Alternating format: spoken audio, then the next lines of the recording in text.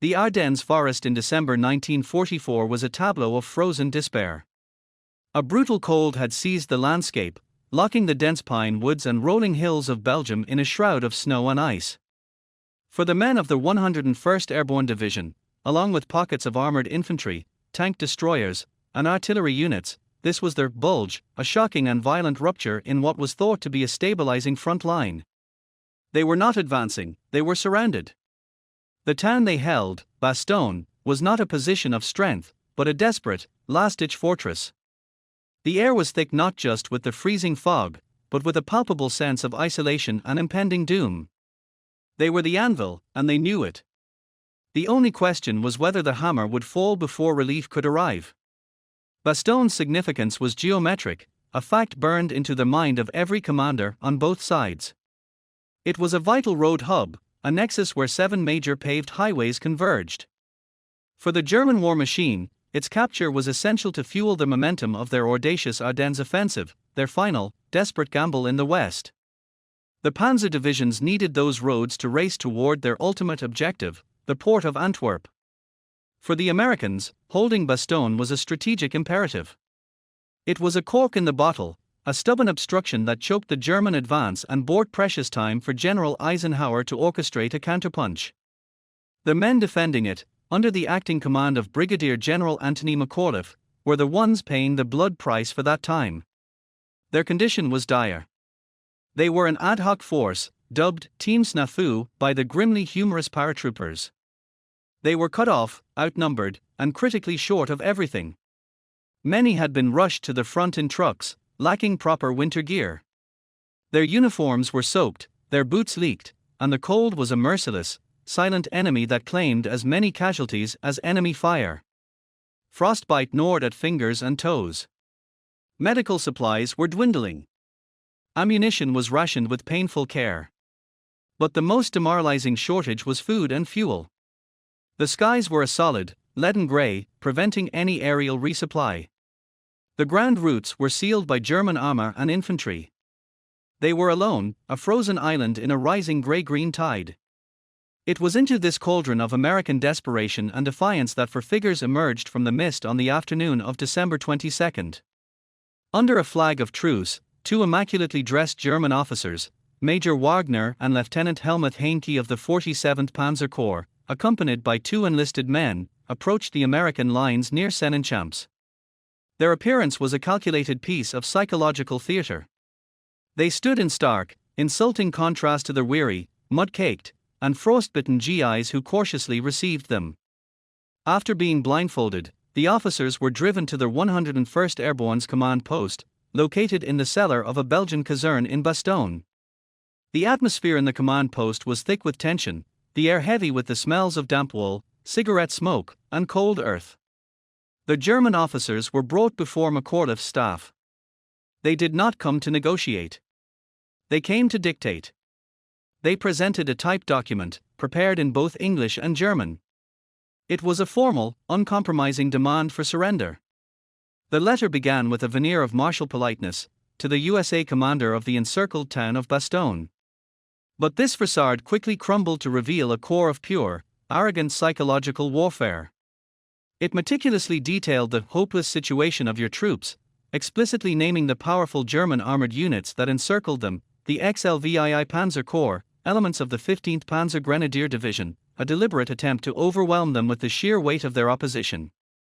It coldly spelled out the fate that awaited them, annihilation, by the very artillery they could hear in the distance and by a promised heavy aerial bombardment.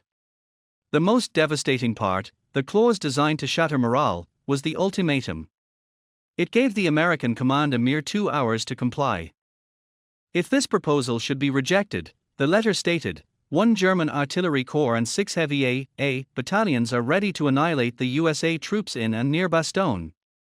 To add a final, personal touch of humiliation, the German officers confidently informed the American staff that they should pack their bags, for they would soon be marching into captivity. It was a masterclass in intimidation, a document crafted not just to inform, but to break a commander's will. The Germans were betting that the cold, hard logic of their military superiority would overwhelm the abstract concept of American spirit. The message landed in the command post like a mortar round. The initial reaction among McAuliffe's staff was a stunned silence. The German assessment, however galling, was not entirely wrong. They were surrounded. They were low on supplies. The situation was, by any conventional military standard, hopeless. The demand preyed upon these very real, very immediate fears. It was an attack on their resolve, a final, formal attempt to convince them that resistance was not just futile, but suicidal. The document was taken to General McAuliffe, who was resting in a small room, trying to steal a few moments of sleep amidst the chaos. Awakened and informed of the surrender demand, his first reaction was a burst of incredulous laughter. A surrender? Or, nuts, he exclaimed. It was a spontaneous, utterly American expression of dismissal. He tossed the paper aside. The moment of shock had passed, replaced by a surge of defiant anger. The arrogance of the demand, the sheer gall of the enemy to think they would simply lay down their arms, had the opposite of its intended effect. It solidified their resolve. McAuliffe knew a formal, lengthy reply was pointless. The situation required something that would encapsulate the spirit of his men, something short, sharp, and utterly contemptuous. He turned to his staff. "Well, I don't know what to tell them," he said. Then, the perfect response came to him. "Tell them, nuts." The word was brilliant. It was not a surrender. It was not a negotiation. It was a flat, unvarnished, and profoundly dismissive rejection. It was the verbal equivalent of a door being slammed in the face of an unwelcome salesman. The order was given, and the legendary, one-word reply was formally typed up for delivery to the still-waiting German officers. The gauntlet had been thrown down not with a detailed military argument, but with a single, defiant syllable. The battle for Bastogne was no longer just about holding a town, it had become a clash of wills, and the Americans had just declared they would not be broken. The single, explosive word hung in the damp cellar air of the command post, nuts. For a moment, there was a stunned silence among General McAuliffe's staff officers. Then, a wave of understanding, followed by grim smiles and nods of approval. In that one syllable, their commander had perfectly captured the essence of their situation and their spirit. It was not a word from a military manual, it was a word from the American heartland, a word of pure, unvarnished defiance. But turning that spontaneous outburst into an official response to a formal German surrender demand required a delicate, almost surreal, translation of attitude into action. The task fell to the 101st Airborne's Chief of Staff, Colonel Ned D. Moore, and the division's intelligence officer, Lieutenant Colonel Paul A. Daney. They had to formalize the informal. McAuliffe, satisfied he had given his direction, returned to the pressing matters of the defense.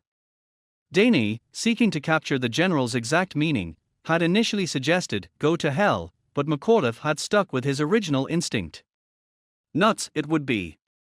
The challenge was delivering this piece of American slang to the impeccably formal German officers in a way that conveyed its full, contemptuous weight. They knew the Germans would not understand the colloquialism, they had to be made to feel its meaning. The official reply was typed out. It was addressed to the German commander from the American commander. The body of the message was as terse as the sentiment that inspired it. It read, in full: "To the German commander. NUTS. The American commander." The two typewritten lines were a masterpiece of psychological warfare in their own right. The starkness of the message, the audacity of its content, was a calculated insult. It communicated not just a refusal to surrender, but a complete and utter dismissal of the German threat. It said, in effect, "We find your demand not just unacceptable, but ridiculous." To ensure the point was not lost in translation, the task of delivering the message fell to the 327th Glider Infantry's commander, Colonel Joseph H. Harper. He was to be the physical embodiment of American defiance. The German officers, Major Wagner and Lieutenant Heinke, had been waiting blindfolded for the American response. They expected, at best, a request for terms or an extension of the deadline. They were about to receive a shock that would become a legend. Harper led them back toward the American lines. At the final checkpoint, he removed their blindfolds. He handed them the typewritten note. The German major read it, and his face clouded with confusion. The word meant nothing to him in this context. He looked at Harper. "What does this mean?" he asked, his tone a mixture of bewilderment and rising irritation. "Is this affirmative or negative?" Harper, a tough, no-nonsense soldier, did not mince words. He had been briefed to ensure the Germans understood the full import of the message. "It's decidedly negative," he replied, his voice firm. He then elaborated, translating the slang into blunt military terms. "It means, go to hell. You understand that, don't you?" The German officer, visibly angered and insulted, began to protest. He started to reiterate the dire situation of the American forces, the overwhelming German strength, the certain destruction that would follow. Harper cut him off. The time for negotiation, for threats, for formalities, was over. The Americans had given their answer. "The conversation is over," Harper stated, ending the parley. He then offered a final, chilling piece of advice, a warrior's warning to another. "If you continue to attack," he told the German major, "we will kill every goddamn German that tries to break into this city." There was no bluster in his voice, only cold certainty. The message was delivered. The Germans, their ultimatum met not with fear but with scorn, turned and walked back through the snow to their own lines, carrying with them a one-word reply that would soon echo far beyond the frozen fields of Bastogne. Back within the American perimeter, the story of McAuliffe's response began to spread like wildfire. It was too perfect, too characteristically American, not to be shared. It was passed from command post to foxhole, from veteran to replacement. The old man told them, "Nuts," soldiers would say, with a disbelieving laugh. In that moment, their word became a battle cry. It was a unifying symbol of their shared predicament and their collective resolve. The desperation, the cold, the fear, it was all still there. But now, it was filtered through a new lens of defiant pride. They were the battered bastards of Bastogne, and their commander had just told the entire German army exactly what they thought of them. The impact was immediate and electric. Morale, which had been teetering on a knife's edge, solidified into something unbreakable. The German attempt to psychologically break them had backfired spectacularly. Instead of instilling fear, it had ignited a fierce, stubborn pride. The men now fought not just to hold a position, but to prove their commander's word true. They would make the Germans pay for their arrogance. They would make their word, nuts, a promise of relentless resistance. This single word, born from the frustration of a weary general, became one of the most enduring symbols of American defiance in World War II. It was not a polished phrase from a statesman or a grand declaration from a headquarters far from the front. It was raw, immediate, and utterly authentic. It encapsulated the quintessential American spirit, irreverent in the face of authority, unimpressed by displays of power, and stubbornly confident even when the odds were impossible. Their "nuts" response was more than a refusal to surrender. It was a declaration that the American soldiers' will could not be measured by conventional military calculus. It echoed through the frozen foxholes of Bastogne and, eventually, through the pages of history, forever defining the unyielding spirit of those who held the line when all seemed lost. While the paratroopers in Bastogne shivered in their foxholes and General McAuliffe's defiant "nuts" echoed across the frozen landscape, a storm was gathering over 100 miles to the south. In his headquarters in Nancy, France, General George Patton Jr. was already in motion. The defense of Bastogne would become legendary, but it was this response, the most spectacular operational pivot of the Western Front, that would transform a heroic last stand into a decisive victory.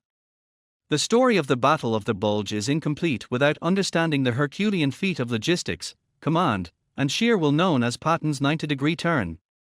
Patton's involvement began not as a reaction, but as a premonition. As early as December 12, 1944, while his Third Army was heavily engaged in a brutal campaign to breach the Siegfried Line in the Saar region of Germany, he had ordered his staff to begin drafting contingency plans. He sensed the eerie quiet on his front was deceptive. "The First Army is making a terrible mistake in leaving their 8 corps static," he confided to his diary, showing remarkable prescience. "It is highly probable that the Germans are building up for a counterattack." When that attack erupted on December 16, Patton was not caught by surprise, he was prepared. His staff had already outlined 3 separate courses of action to disengage and redirect the army northward. The critical moment came on December 19 in a grim, damp underground barracks in Verdun, where a beleaguered Eisenhower had summoned his senior commanders. The atmosphere was thick with crisis. The Allied front had been ripped open, and 2 entire German panzer armies were driving deep into Belgium. The situation was chaotic, and the map was a mess of broken American units and advancing enemy arrows. It was here, in this council of war, that Patton transformed from an army commander into a legend. Eisenhower, looking for solutions, asked Patton a pivotal question: how long would it take him to disengage from his fierce battles in the Saar, change his axis of advance 90 degrees to the north, and launch a major counterattack with at least 3 divisions to hit the southern flank of the German Bulge? Other generals in the room would have asked for days, even weeks, to study the problem. Such a maneuver in perfect conditions would be challenging, in the dead of a brutal winter, over icy, narrow roads, while still in contact with a determined enemy. It was considered virtually impossible. It required stopping an entire army in mid-fight, turning it sideways, and setting it in motion in a completely new direction, a maneuver akin to making an ocean liner execute a sharp U-turn in a narrow canal. Patton, however, did not hesitate. "As soon as you're through with me," he replied confidently. When pressed for a specific date, he looked at Eisenhower and declared, on December 21, with 3 divisions. The statement was so audacious it sucked the air out of the room. It was the kind of bold promise that could end a career if broken. But Eisenhower, who understood Patton's unique blend of bravado and brilliance, saw the lifeline he needed. "George," he said, "I want you to command this move. I know you'll get there soon." The promise made at Verdun became an oath, and for Patton, his personal honor was now staked on its fulfillment. What followed was a logistical and command ballet of breathtaking complexity and speed. The Third Army was a colossal organism of over 200,000 men, thousands of vehicles, and immense stockpiles of fuel and ammunition. Halting its eastward attack and reorienting it north was a problem of nightmarish proportions. Patton's staff, led by the brilliant Chief of Staff, General Hobart Hap Gay, worked around the clock. They became a machine of pure military execution. Every detail was managed with ruthless efficiency. Truck convoys were rerouted in mid-journey. Supply dumps were dismantled and moved north. Entire divisions were pulled from their line under cover of darkness and redirected. The 4th Armored Division, which would become the spearhead of the relief effort, began its move even before the Verdun meeting had concluded. The 80th and 26th Infantry Divisions followed swiftly. Engineers were dispatched ahead to fortify bridges and clear routes, their work made agonizingly slow by blizzards and ice. Patton himself was a whirlwind of energy, a driving force that permeated every level of his command. He appeared at key crossroads in his famously polished jeep, bullying, cajoling, and inspiring his commanders. His presence was a physical manifestation of the urgency of the mission. He pushed his men to the absolute limits of endurance, understanding that every hour, every minute saved, was a minute of life for the besieged defenders of Bastogne. The race was not just against the Germans, but against the calendar, the weather, and the very laws of physics that govern the movement of a modern army. The conditions were abysmal. Icy roads caused vehicles to skid into ditches. Thick fog and snowstorms grounded the vital air cover, leaving the columns vulnerable. German rearguards and reconnaissance units harried the advancing vanguard, forcing time-consuming deployments. Yet, the Third Army moved with a relentless momentum that stunned the German High Command, which had calculated that an American response of this scale would take at least a week to materialize. They had bet on Allied disorganization and slowness. Patton was proving them catastrophically wrong. By the morning of December 21, the day he had promised Eisenhower, the lead elements of the 4th Armored Division were heavily engaged, fighting their way northward toward Bastogne. He had done it. Against all odds, through sheer force of will and meticulous planning, Patton had turned an army. The impossible pivot was underway. The stage was now set for the final, thunderous act, the relief of Bastogne and the ultimate answer to the German mockery. The defenders' defiance had been expressed with a word, the relief's response would be delivered with steel and fire. The German surrender demand and McAuliffe's defiant, "nuts," had set the stage for a dramatic climax. But words, no matter how legendary, could not hold the line forever. By December 23, the situation inside Bastogne was reaching a critical point. The defenders, though buoyed by their commander's spirit, were reaching the limits of human endurance. Ammunition was perilously low, medical supplies were nearly exhausted, and the cold continued to claim its silent victims. The German ring was tightening, and assaults on the perimeter were growing in intensity. The promise of Patton's relief was a lifeline, but it was a lifeline that seemed to be stretching thinner with each passing hour. The question was no longer if the Americans would break, but if the relief would arrive in time. The answer began not with a ground assault, but from the heavens. On December 23, the weather that had grounded the Allied Air Force for a week finally broke. The skies cleared to a brilliant, frozen blue. The sound that followed was more beautiful to the besieged men than any symphony, the deep, throbbing roar of hundreds of C-47 Dakota transport planes. Operation Repulse was underway. With breathtaking precision, the aircraft flew over the besieged town, their bellies opening to release a cascade of parachutes. Drifting down were not paratroopers, but crates of ammunition, medical supplies, plasma, and food.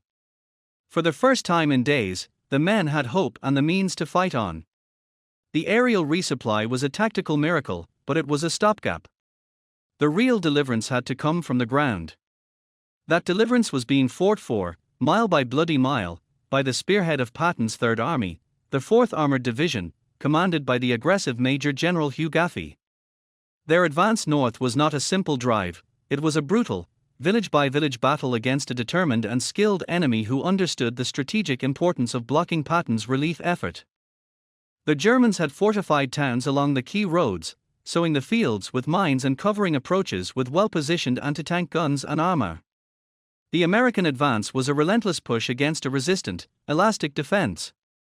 The 4th Armored's creed was speed and violence of action, but the terrain and enemy forced them into a series of brutal, close-quarters brawls.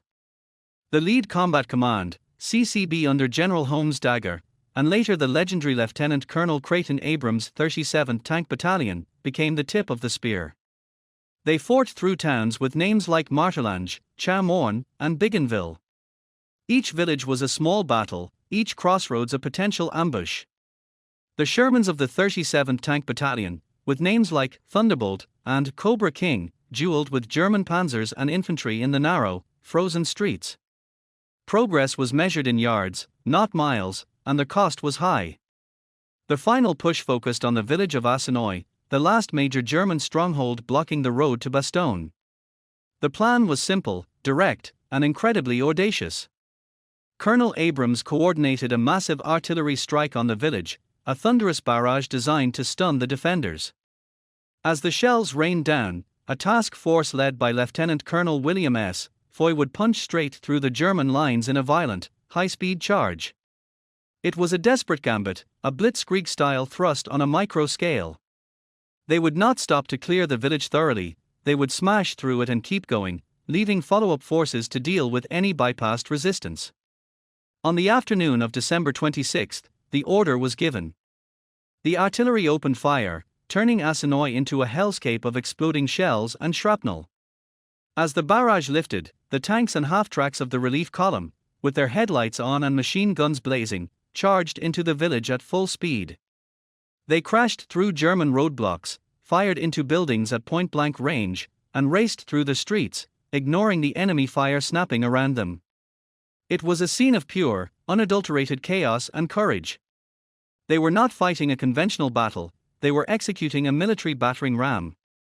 Breaking out the other side of Assenoy, the lead element, a platoon from Company C, 37th Tank Battalion led by the determined Lieutenant Charles Boggess, accelerated down the final stretch of road toward the American lines. They could see the dark shapes of the Bastogne perimeter ahead. As they approached, figures emerged from the foxholes. Were they German or American? Boggess ordered his tank to halt. He stood up in the turret, exposing himself to potential fire. A figure in a muddy American uniform stood up from a foxhole. It was First Lieutenant William L. Duke of the 326th Airborne Engineer Battalion. Boggess called out, "I'm Lieutenant Boggess, 4th Armored Division. We've come to relieve you. High Duke, almost unable to believe what he was seeing, simply replied, I'm damned glad to see you. The handshake that followed was more than a greeting between two junior officers, it was the symbolic junction of the anvil and the hammer. The siege of Bastogne was broken. The corridor was open. At 4:50 p.m. on December 26, 1944, Patton's promise, made a week earlier in the Verdun War Room, had been fulfilled with almost impossible precision. The German Mockery had been answered. It was not answered with a word, but with a monumental, 3-division-strong maneuver. It was not answered with a plea, but with a blitzkrieg of their own. The arrogant surrender demand, intended to demoralize and break the American spirit, had instead galvanized a response of breathtaking speed and power. Patton's thunderous counterstroke demonstrated a fundamental shift. The Americans, once reeling from a surprise attack, had seized the initiative. The defense of Bastogne had been a masterpiece of infantry stubbornness, but it was the relentless, armored might of the Third Army that turned a heroic stand into a catastrophic strategic defeat for the Germans. Their nuts response had defined the American spirit, but Patton's counterattack defined the American way of war. Logistically brilliant, aggressively executed, and utterly relentless. The Mockery had been met, and silenced, by thunder and lightning.